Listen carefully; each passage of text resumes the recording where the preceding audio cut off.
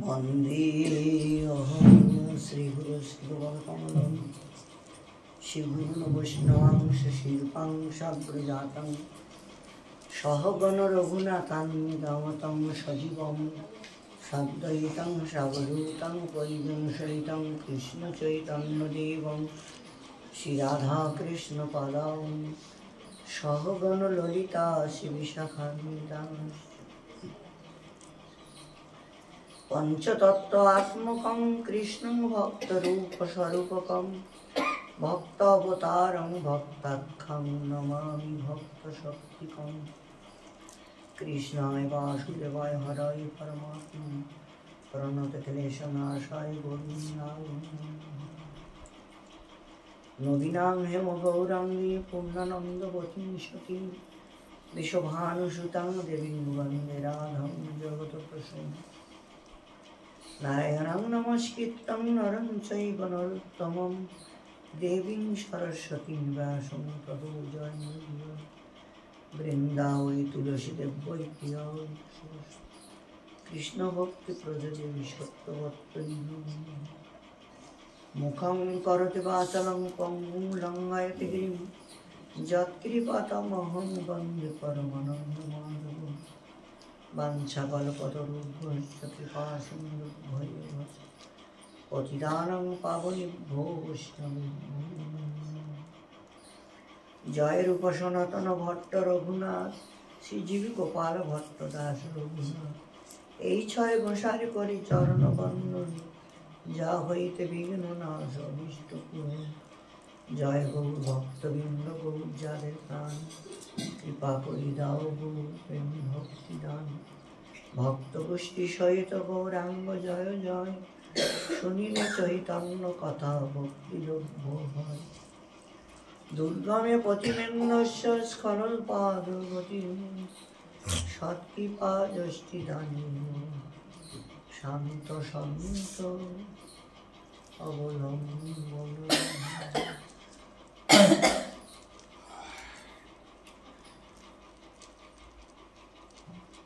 Fan লাগবে দিয়া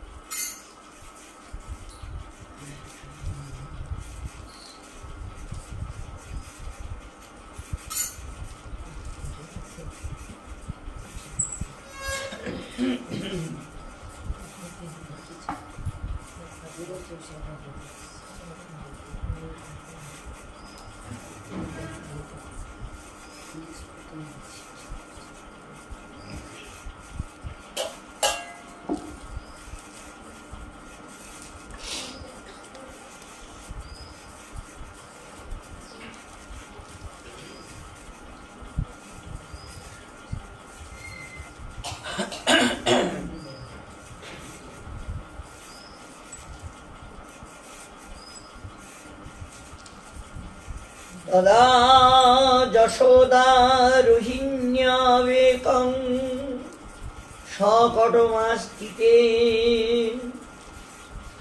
রেজতুঃ কৃষ্ণ রামাভ্যাং তত কথা শ্রবণ উৎসুকে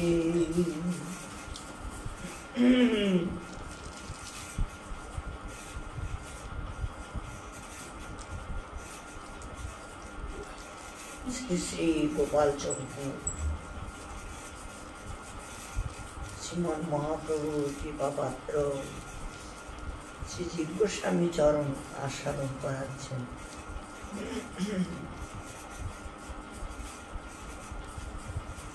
ব্রজবাসীরা গোকুল ছেড়ে এখন বৃন্দাবনের পথে যাত্রা করেছে সকটে বালকদের বৃদ্ধাদের বসাই দিয়েছেন মায়েদের। আর কেউ নৃত্য গীত করতে করতে যাচ্ছেন যুবতী মায়েরা এবং ব্রজবাসীরা বাদ্যবাজনার সঙ্গে শঙ্করধ্বনি আদি, জয়ের ধ্বনি, হরির ধ্বনি,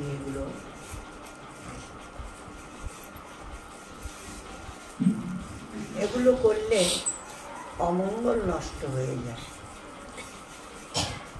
এই ধ্বনিগুলো এমনই যে ধ্বনিতে অমঙ্গল নষ্ট হয়ে যায়।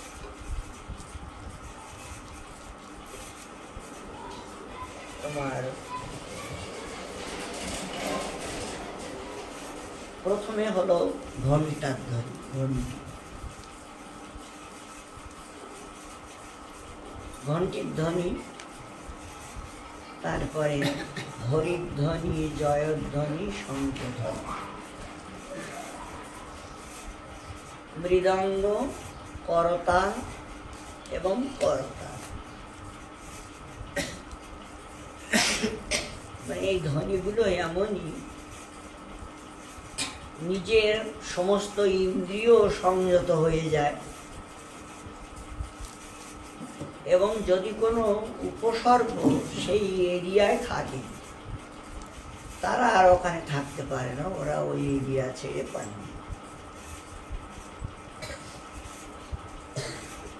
কিন্তু যারা ভক্ত ছিল আর এইটা হয়েছিল, ওরা কিন্তু ভাগ্য, ওরা থাকে, ওরা থেকে যায়, ওরা ওই সুরে সুর মিলাইতে থাকে, ওরা ভাগে না। ওদের উদ্ধারটা একমাত্র কোনো সুধী ভক্ত যদি ঠাকুরের প্রসাদ দিয়ে খাওয়াই দেয় তবে তার উদ্ধার, এর আগে হয় না।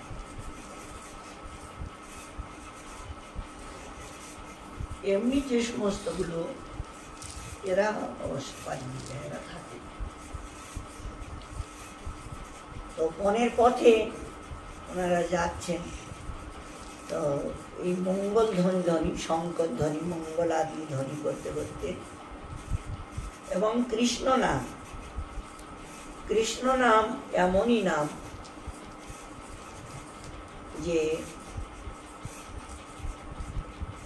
কৃষ্ণ নাম যারা করে, যারা শোনে, সবাইকে পবিত্র করে দেয়। কৃষ্ণ নামের এরকম গুণ আছে। কৃষ্ণ নাম যেন যদি কোনো ভূত প্রেতের কানে ঢুকে যায় তাহলে সে উদ্ধার হয়ে যায়। জীব, জানোয়ার, বৃক্ষ, লতা যেই হোক না কেন, যদি কারো ভিতরে একবার প্রবেশ করে সে উদ্ধার হয়ে যায়। কৃষ্ণ নামের এমন একটা ক্ষমতা রয়েছে। তো নিজেরাও আনন্দ করছেন এবং অপরকেও আনন্দ দেওয়ার জন্য ওনারা কৃষ্ণ নাম করছেন, কৃষ্ণের চরিত্র গুণগান করছেন। তৎকালে রোহিণী এবং যশোদা এক শকটে আরোহণ পূর্বক রাম ও কৃষ্ণের কথা শ্রবণে অতি উৎসুক হইয়াছিলেন। কৃষ্ণ এবং বলরামের সহিত শোভা পাইয়াছিলেন। একই শকটে দুইজন ছিলেন, এনারাও দুই ভাই।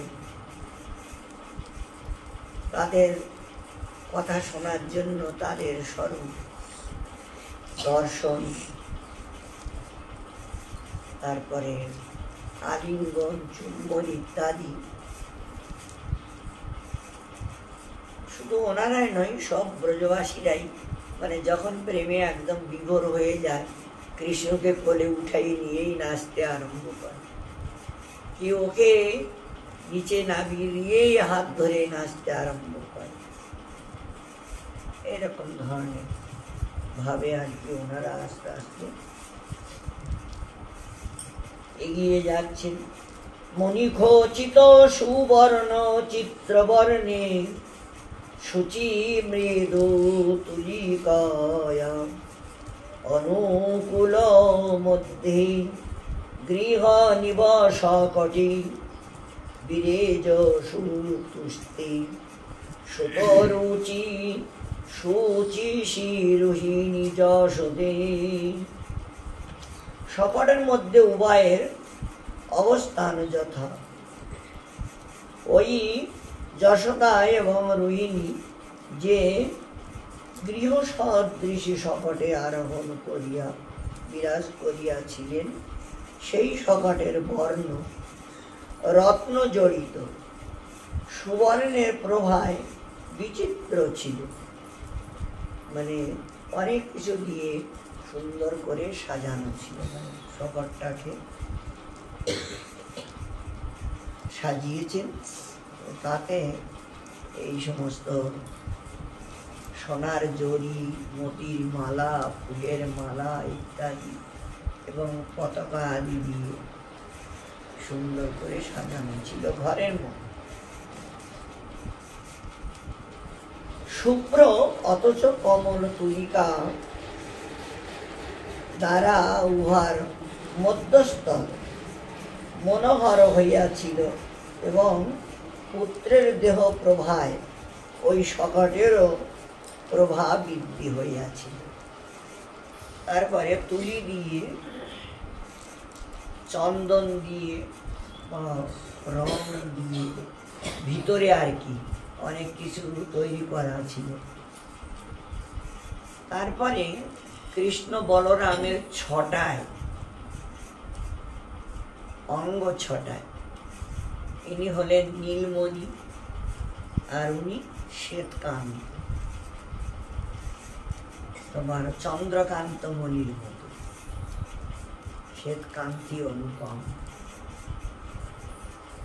দুজনের ছটায় একদম ভিতরটা অন্যরকম একটা দৃশ্য হয়েছিল। সেগুলো মানে বলে বোঝানো সম্ভব নয়, এই জন্য এটা হলো অনুভূতির জিনিস। পড়া বা শ্রবণ করে ওইটাকে মনন করলে এইরকম হতে পারে বা এরকম হয়, এটা আর কি মনে।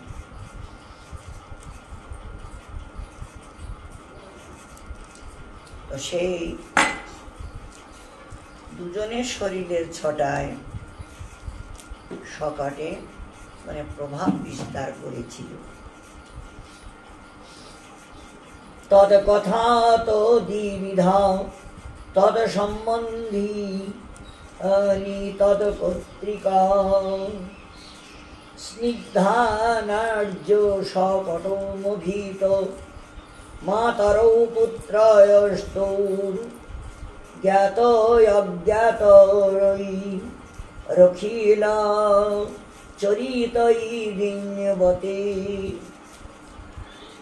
স্ময় বিশেষাৎ প্রেম ন সেয়ং প্রকৃতি রখিলা আশ্চর্য রূপা যদুচ্চৈ সর্বং স্বীয়ং বিষয়ং মনঃ স্পৃষ্ট তুল্যং করোতি। তাদের কথাও দুই প্রকার। প্রথম কৃষ্ণ সম্বন্ধীয় কথা এবং দ্বিতীয় শ্রীকৃষ্ণের নিষ্পাদিত বিষয়ের কথা। তন্মধ্যে কৃষ্ণ সম্বন্ধী পূর্ব কথা যথা, যে সকল নারী সকটের পাশে গমন করিতেছিল সেই সকল সরল রমণী পুত্রদ্বয়ের জ্ঞাত এবং অজ্ঞাত চরিত্র সমূহ দ্বারা উভয় জননীকে অবিশেষে প্রীত করিয়াছিলেন। মানে দুই ভাইয়ের যশ গাথা যে সমস্ত রমণী সকটের সঙ্গে চলছিলেন, তারাও বলে বলে যশোদা রোহিণীকে শোনাচ্ছেন কৃষ্ণ কি করেছে, কি করে, সেই সমস্ত কথাগুলো বলতে বলতে সঙ্গে সঙ্গে যাচ্ছিল, মানে যাতে ওনাদের প্রীতি আনন্দ লাভ হয়। প্রেমের এই প্রকৃতি সমস্ত আশ্চর্য স্বরূপ। যেহেতু এই প্রেম স্বভাব সমস্ত স্বকীয় বিষয়, অত্য উচ্চভাবে হৃদয়ের স্পর্শ শূন্য করিয়া তা থাকে, অর্থাৎ প্রেম হৃদয়কে অধিকার করিলে হৃদয়ের মধ্যে আর অন্য বিষয় স্থান পায় না। প্রেম বিষয়ক কথা যদি কারো হৃদয়ে একবার গেঁথে যায়, তাহলে সেখানে অন্য কথা আর স্থান পায় না। অন্য কথা, আন কথা আর শুনতে ভালো লাগে। যদি কারো কৃষ্ণ কথা শুনতে শুনতে, লীলা কথা শুনতে শুনতে হৃদয়টা ভরপুর হয়ে যায়, তখন ওই খারাপ কথাটা সেখানে আর স্থান পায় না, তারা শুনতে ভালো লাগে। এইরকম ধরনের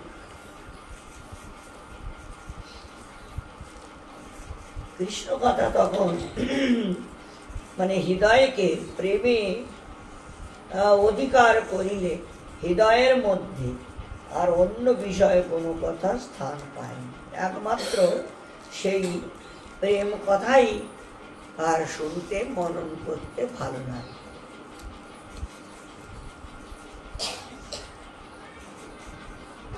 উত্তরা কৃষ্ণ উবাচ মাহাতো কোনো খলু গচ্ছন্ত স্ম মাতা পুত্র বৃন্দাবন কাম মাননী বনমাধনী ধামনি। বৃন্দাবন বন ধামনি, মানে কৃষ্ণ জিজ্ঞাসা করলেন, মা আমরা কোথায় যাচ্ছি? তখন আর কি বলছেন যে আমরা বৃন্দাবন নামে এক বনে যাচ্ছি।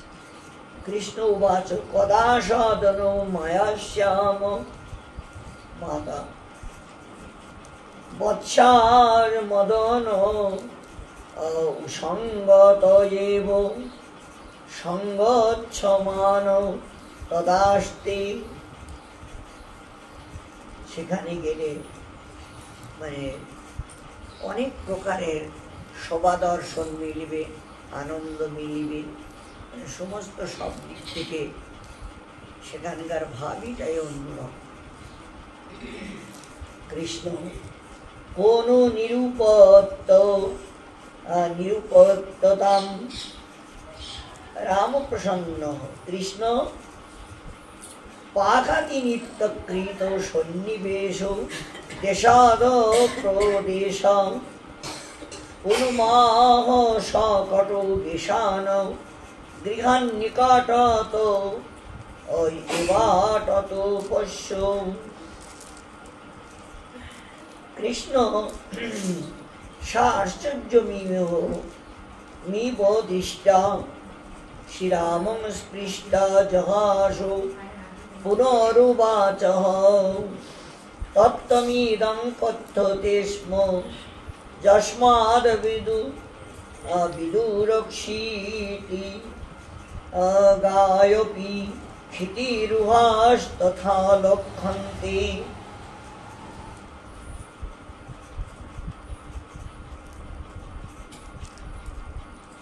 কৃষ্ণ কর্তৃক নিষ্পাদিত বিষয়ের কথা যথা কৃষ্ণ বলিলেন, মা আমরা সকলে কোথায় গমন করিতেছি? জননী বলিলেন, পুত্র আমরা বৃন্দাবন নামে বন, সেই বনে গমন করিতে। কৃষ্ণ বলিলেন, কবে আমরা গৃহে ফিরিয়া আসিব? মাতা সহাস্যে বলিলেন, বৎস আমাদের সঙ্গেই তো সেই গৃহ মিলিত হইয়া চলিতেছে, ওই যে তাম্বু আদি রয়েছে। কৃষ্ণ বলিলেন, কোথায় নিরূপণ করা যাইবে?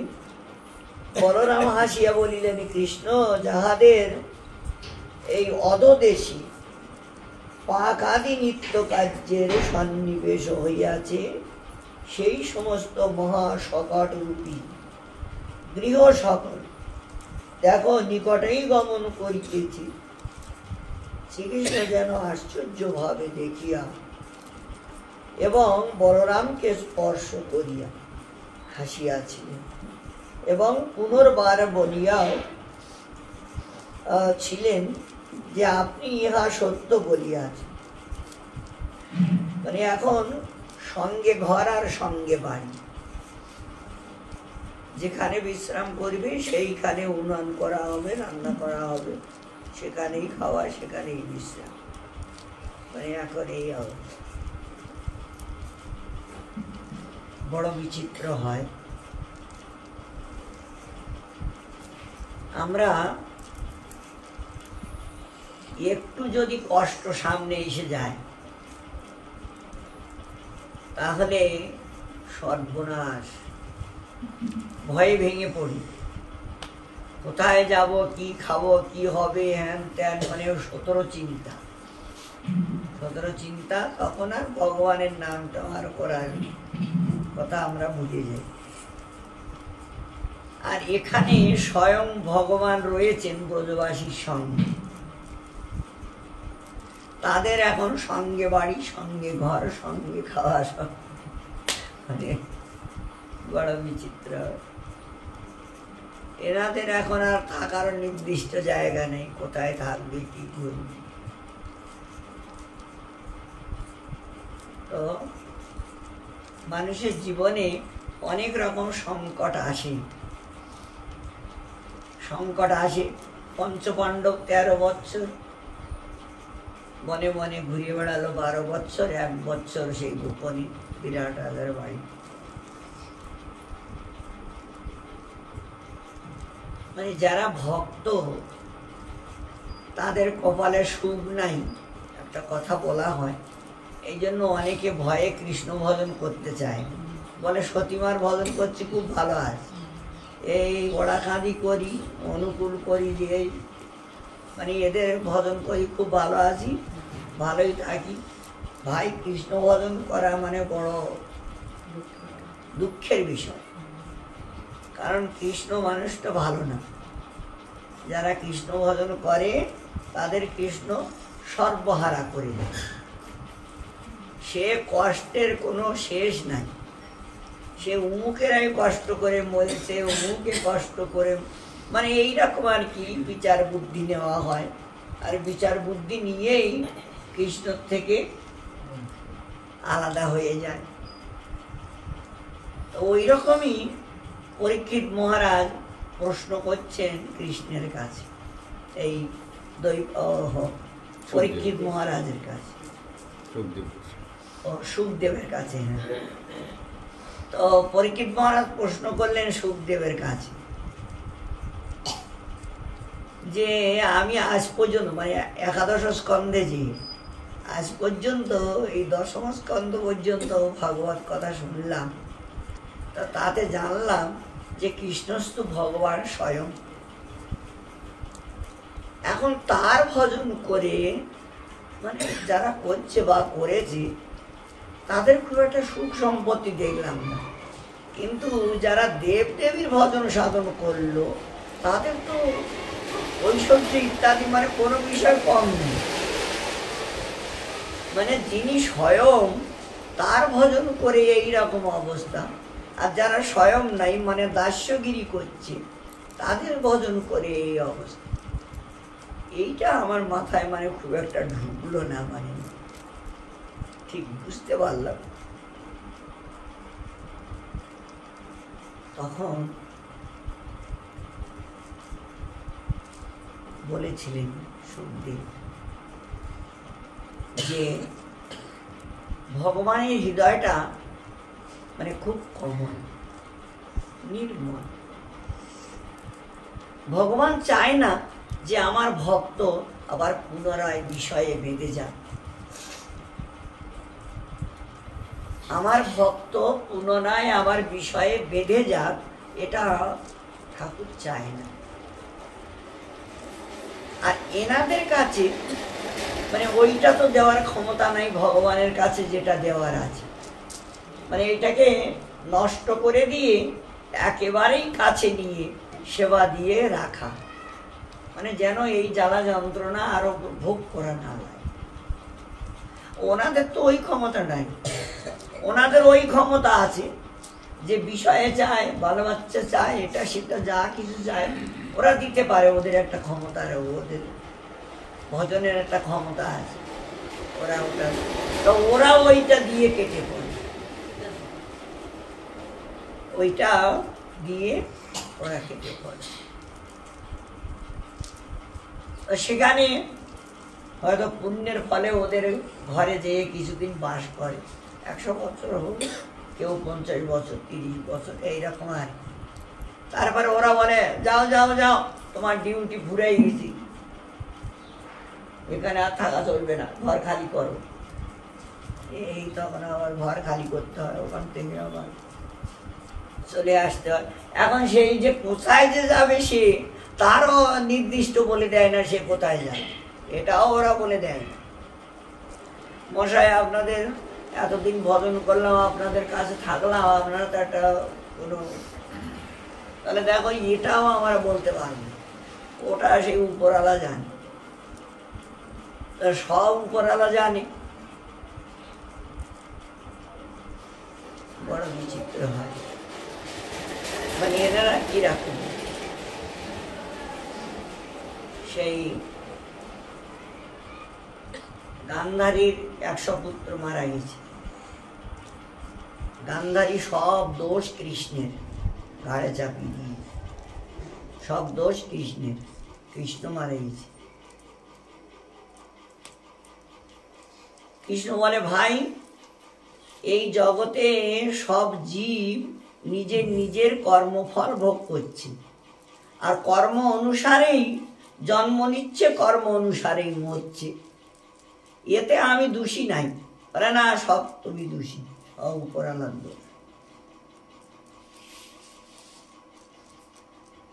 তো একটা দৃষ্টান্ত আর কি, একজন মাস্টারি করে, তো বাড়িতে এসেছে, তো বউকে বলেছে একটু ভালো মন্দ রান্না করবি, অনেকদিন খাই না, আমি তো কোনো রকম সিদ্ধ করে সেই খিচুড়ি মিচুড়ি এটা সেটা করে করে খাই। মানে আচ্ছা, খুব ভালো। তো ওনার স্ত্রী খুব ভালো মন্দ রান্না টান্না করে সন্ধ্যার সময় এখন আর আসে না, সে অনেক রাত হয়ে গেছে, আসেনি। বউটা শেষে রাগ করে খাইয়ে আর ওরটা ঢেকে শুয়ে গেছে, ওরটা ঢেকে গেছে টুলের উপরে, আর ওরটা ও খাইয়ে শুয়ে গেছে। তারপরে রাত 12টা 1টা সেই সময় দুটো চোর আবার ওই ঘরে ঢুকেছে। চোর ঘরে ঢুকে দেখে যে কি ঢাকা, দেখ দেখ, তারপরে ও ঢাকন খুলে দেখে সব এই খা খা ফটাফট খায়। আর দুটো এখন খাওয়া শুরু করে দিয়েছি, আর খাওয়াও শেষ, আর ওই মাস্টার এসে উপস্থিত হয়েছে। তা চোর একটা খাটের তলায় ঢুকেছি, আর একটা পাড়াঙের উপরে উঠেছি, উপরে দুটো দুই জায়গায় লুকাইছি। তারপরে ওর স্বামী এসে আর কি, কিরে ওট ওট, খাবার দে, দেরি হয়ে গেছে, অনেকের সঙ্গে মিলতে মিলতে অনেক দেরি হয়ে গেছে, দিয়ে দে শিগগিরই খাবার দে। খাবার ওই টুলের উপরে রাখা আছে, খাই না, ওখানে ঢেকে রেখেছি। তোর টুলের উপরে খাবার নাই, তুই ওঠ, উঠে শিগগিরই খাবার। এখন সে উঠছে না, তারপরে দিয়েছে একটা চড় লাগে, দেখো মারো না, সত্যি বলছি আমি। এখন আবার আর এক চড় দিয়ে, মানে খাবারটা কই, এখানে তো খালি। এখন বউটা উঠে দেখে যে সত্যি খালি বর্তন পড়ে আছে, সর্বনাশ। আমি মায়েরই বলছি, সত্যি বলছি, উপরালার দোহাই দিয়ে বলছি, সব উপরালা জানে, মানে উপরালার দোহাই দিয়ে বলছি, উপরালা জানে। এখন বারবার এই কথাটা বলতে যে সে উপরে যে বসেছিল সে এখন রেগে গেছে, মানে খাইয়েছে তো দই, আর খালি উপরালার দই, হ্যাঁ এখন রেগে গেছে। আরে তুমি কি আরম্ভ করলি? উপরালা জানে, উপরালা নিচের আলা কি জানে না?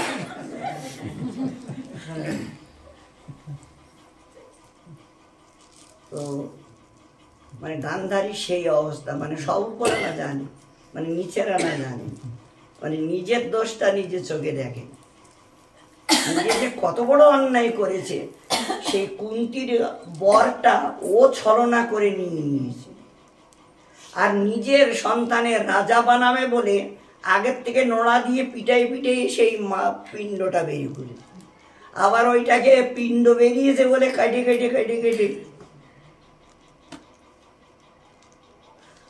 তারপরে তেলের ভিতরে ঢুকাই রেখেছে, ওর থেকে ধীরে ধীরে একটা একটা করে বেরিয়েছে ওই বাচ্চা হয়ে, মানে যখন সময় হবে ওই ঋষির পরে হয়েছে তো এই জন্য।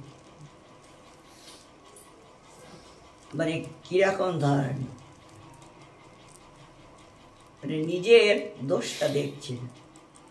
তারপরে পূর্বজন্মে প্রজাপতির পাখা ছিঁড়ে ছিঁড়ে মালা গেঁথে পড়েছে, আর সেই প্রজাপতিগুলো অভিশাপ দিয়েছে এই গান্ধারীকে, যে পরজন্মে তোদের 100 পুত্র হবে তোর, আর সেই 100 পুত্রগুলো তুই আর কি কানে শুনবি ছটফট করে করে মরে যাচ্ছে আর চিৎকার করছি। আমরা যেমন চিৎকার করে মরছি, কষ্ট পাচ্ছি, ওই রকম তোর, তুই শুনবি তোর বাচ্চাগুলো ওই রকম ভাবে। এই ধৃতরাষ্ট্র এরকম, মানে উদর রোগ হয়েছে, কবিরাজে বলেছে হাঁসের মাংস খেলে তোমার উদর রোগ ভালো হবে। শেষে 6টা বাচ্চা সহ হাঁসকে ধরে এনে রেখেছে ঘরে, আর ওই হাঁসের সামনেই বাচ্চাগুলো মেরে খাচ্ছে, মারছে। হাঁস বলছে আমি এই দৃশ্য আর দেখতে পাচ্ছি না, এই কষ্ট আর সহ্য করা যাচ্ছে না, মন্ত্রী ওই হাঁসের চোখ উঠাই দাও। হাঁসের চোখ উঠাই দিয়েছে, হাঁস তখন অভিশাপ দিয়েছে, পরবর্তীতে তুই রাজা হবি কিন্তু অন্ধ হবি। আর এই যেমন আমার যেমন কষ্ট, তোর 100 পুত্র হবে, আর 100 পুত্রের কষ্ট তোকে ভোগ করা লাগে। মানে আগের থেকেই এরা অভিশপ্ত হয়ে আছে, ওইগুলো আর কি এরা ভোগ করে। এই জন্য এই সাংসারিক জগতে যারা এই জীব জানোয়ার খায়, এরা খালি অভিশাপই কামাই করছে, মানে আশীর্বাদ নয়, অভিশাপ কামাই, এরা সব অভিশাপ দিচ্ছে। হাঁস, মুরগি, ছাগল, মাছ, যে যা আছে সবাই অভিশাপ দিচ্ছে, মরার সময় অভিশাপ দিয়েই মরে। শঙ্করজি বলল এই পাখির গায়ে যত পাখা আছে অত জন্ম ওর ওই নরক ভোগ করা লাগবে, ও আবার এই মুরগি বানবে আর মেরে, আর ও মানুষ বেরিয়ে ওকে কাটবে, খাবে, মানে এরকম একটা পরম্পরা আছে, এটার ক্রম এইরকমই আছে, ওরা ক্রম নিয়ে চলে। যদি কোনোদিন সজ্জনের কৃপা হয় তবে হয়তো উঠে আসতে পারে, নাইলে এদের কোনো গতি নাই, ওদের ওই রকম। মাছের গায়ে যত হাঁস আছে, ছাগলের গায়ে যত লোম আছে, এরকম ভাবে বলি। আর ওরা সবাই মানে অভিশাপ দিয়েই মরছে, এমনি কেউ মরছে। যখন গাছে একটা ফল হয়, ওই গাছটা অপেক্ষা করে থাকে কখন কৃষ্ণ ভক্ত আসবে আর এই ফলটা নিয়ে ঠাকুরকে দিয়ে ও খাবে। ও যখন ও আর কি ওই ফলটা এনে ঠাকুরকে দেয়, তখন ওই বৃক্ষটা বলে তুমি জন্মে জন্মেই কৃষ্ণ ভক্ত হও আর এইরকম ভোগ লাগিয়ে খাওয়া করো। দেখো আশীর্বাদ দিচ্ছে। লতা যারা কুমড়ো এটা সেটা ফল দিচ্ছে আর কি, সবজি শাকসবজি, এরাও এরকম আশীর্বাদ করছে যে ঠাকুরকে তৈরি করে তোমরা দেবে, তারপরে পাবে। কারণ কৃষ্ণ ভক্ত না দিয়ে তো পাবে না, ঠাকুরকে দিয়েই তো পাবে। তা ঠাকুরকে দিয়ে পেলেই আমার জীবনটা ধন্য হয়ে গেল, মানে প্রসন্ন হয়ে গেল।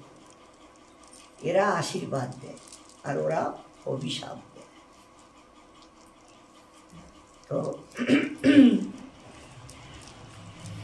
আচ্ছা যাক, আমরা যেখানে ছিলাম সব মানে উপরালা জানে, নিচের আলা জানেন। এটা নিচের আলাই সব জানে, উপরালা জানে। উপরালা তো সাক্ষী, মানে নিমিত্ত মাত্র, তিনি থাকেন। মানে কর্ম অনুসারে ফল দেওয়ানো, যে যেমন কর্ম করবে তার কর্ম অনুসারে তিনি ফল দেবেন, এটা হলো ওনার কাজ। উনি কোনো ধরা ছোঁয়ার মধ্যে নাই, কোনো ধরা ছোঁয়ার মধ্যে নেই। মানে আমি তোমার কোনো ভিতরে নাই, আমি। আর ঠাকুর তুমি তো বলেছ যে যত জীব আছে সমস্ত জীবের ভিতরে আমি আছি। হ্যাঁ, এটা সত্যি, জীবের ভিতরে আমি আছি। মানে ওই জীবটাকে বাঁচিয়ে রাখার জন্য, কারো 3 দিন আয়ু, কারো 2 দিন আয়ু, মানে ওকে ওই 2 দিন বাঁচিয়ে রাখতে হচ্ছে, কারো 10 দিন, 5 দিন, 20 দিন, 100 দিন, এইরকম।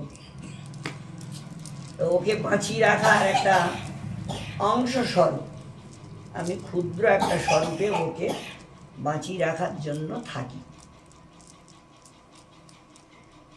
মানে অন্য কোনো কিছুতে আমি থাকি না। আচ্ছা ঠাকুর, তো তুমি শুধু শরীরটা বাঁচিয়ে রাখো না আর কিছু করো?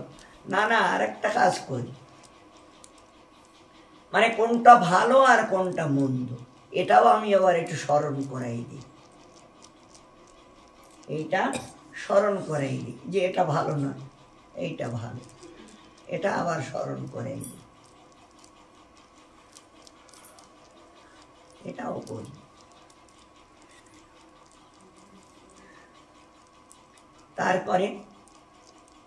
তারপরে আর একটা কাজ, যে যারা শরণাগত হয়, দেখি যে একমাত্র আমাকে ছাড়া আর কোনো কিছু চাচ্ছে না, আর কোনো কিছু তার হৃদয়ে নাই, তখন আমি আমার ভক্ত সঙ্গ করাই, তাকে আমার ভক্ত সঙ্গ করে। আমার ভক্ত সঙ্গ করলেই তখন তার চিত্ত শুদ্ধি হয়ে যায়, সে তখন আমার ধামে আসতে পারে, আর আমার ধামে যে আমার যে প্রকৃত যে স্বরূপ, সেই স্বরূপকে সেবা করতে পারে। মানে এগুলো তো অংশ, যেটা প্রকৃত স্বরূপ, সেই স্বরূপকে সেবা করতে পারে, সেই সৌভাগ্যটা তখন তার লাভ হয়। এইটা আর কি সহায়তা করি, এইটা করি। কত সুন্দর।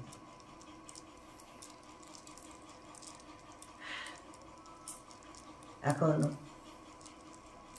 ওই যে ভ্রমিতে কোনো ভাগ্যবান জীব, মানে ভ্রমণ করতে করতেই কোনো ভাগ্যবান জীবের এই বুদ্ধিটা চিত্তে আসে। কোনো ভাগ্যবান জীবের, মানে সবার দ্বারাই হবে, কোনো ভাগ্যবান জীবের এইটা উদয় হবে ভালো, তখন সে ভগবানের আপনজন হতে পারে। ওটা আবার সে সাধন করছে এইরকম 1 কোটি, আবার পাওয়ার জন্য যে কান্নাকাটি করছে ওই রকম আর 1 কোটি। মানে ওর ভিতরে একজন, ওর কোটির ভিতরে একজন। আবার চেষ্টা করছে, মানে প্রেম প্রাপ্তির জন্য, সেবা প্রাপ্তির জন্য ওই রকম চেষ্টা করার ভিতরে 1 কোটি, একজন কোটির ভিতরে একজন, মানে এরকম একটা ক্রম দেখানো হয়েছে। তো যদি ওই ক্রমের ভিতরে নিয়ে যাওয়া হয় তাহলে আমাদের বাদ পড়ে গেছে। আমরা আর ক্রমের ভিতরে যদি যাওয়া হয় তাহলে আমরা বাদ পড়ে গেছি।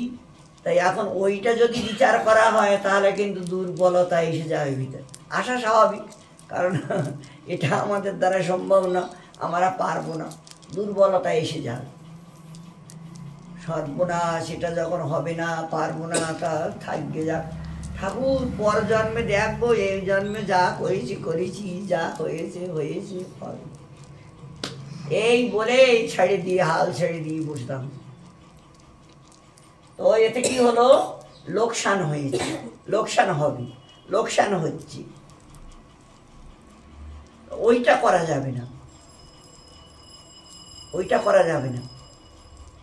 খট্টাঙ্গ রাজা এই দেবতাদের মানে অসুরদেরকে মেরে কিছু তাড়াই দিয়ে ওদের স্বর্গরাজ্য ওদের হাতে ফিরাই দিয়ে জিজ্ঞাসা করছেন দেবতাদের কাছে যে আমার আর আয়ু কত সময় আছে। তখন বললো 1 মুহূর্ত সময় আছে। উনি সঙ্গে সঙ্গে রথের থেকে নেমে আসমন করেই ভগবানের ধ্যানে বসে গেলেন। হা কৃষ্ণ, একদম ডাক দেওয়ার সঙ্গে সঙ্গে রথ এসে উপস্থিত হল।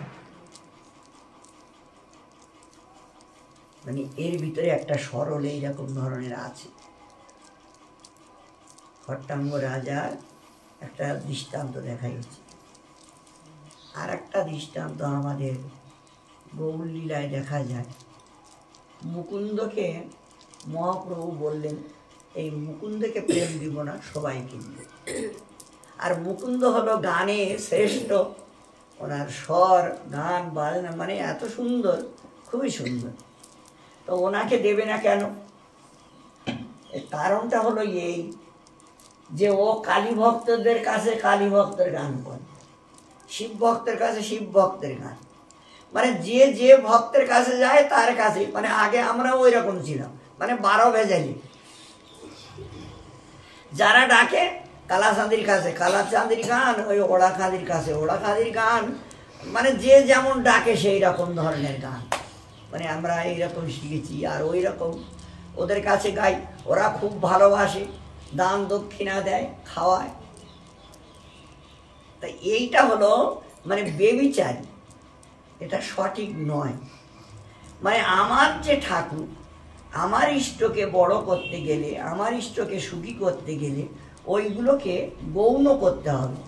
ওরা আমার ঠাকুরের গান শুনে প্রসন্ন হবে, ওদের গান শুনাইয়ে ওদের প্রসন্ন করতে গেলে আমার ঠাকুর আর রুষ্ট হয়ে যায়, মানে নিষ্ঠা নষ্ট হয়ে যাচ্ছে। তো নিষ্ঠা যেখানে নষ্ট হয়ে যাচ্ছে, ভালোবাসা আর থাকছে না, তো সেটা করা ভালো না। এই জন্য এই মহাপ্রভু দেখছেন যে আমার কৃষ্ণের কীর্তন বাদ দিয়ে, রাধারানীর কীর্তন বাদ দিয়ে অন্যগুলোকেই ও মানে ইয়ে করছে, বড়াই করছে। এই জন্য কিন্তু কথাটা খুলে বলছেন না, কথাটা প্রেম পাবেন। এই তখন উনি খুব কাঁদতে লাগলেন, সর্বনাশ।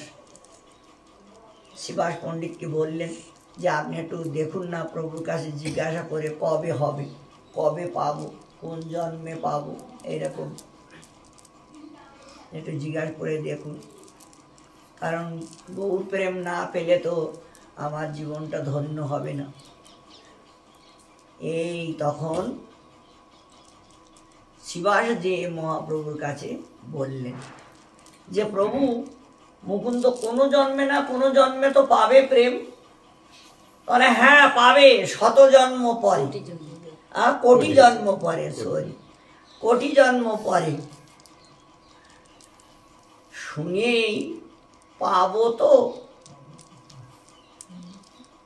মানে কোটি জন্ম পরে হলেও পাবো তো। এই মানে এমনভাবে নিত্য আর কীর্তন আরম্ভ করলো, একদম উন্মাদ হয়ে গেল। আর তেমনি মানে কান্না, কম্প, অশ্রু, মানে এই সমস্ত ভাবগুলো দেখেই মহাপ্রভু আর বসে থাকতে পারল না। ওখান থেকে ছুটে এসেই মুকুন্দকে জড়িয়ে ধরলে। শান্ত হও মুকুন্দ, শান্ত হও, তোমার কোটি জন্ম পার হয়ে গেছে। কি হলো?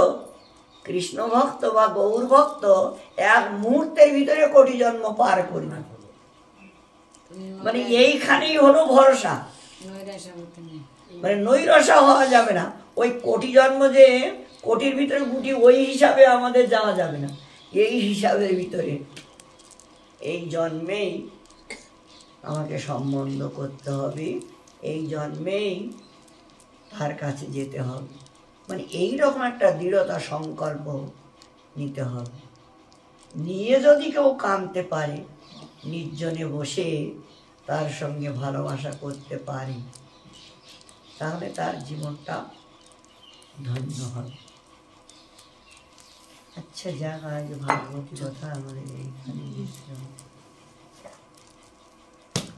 আগামীকাল আবার আমরা আসবো।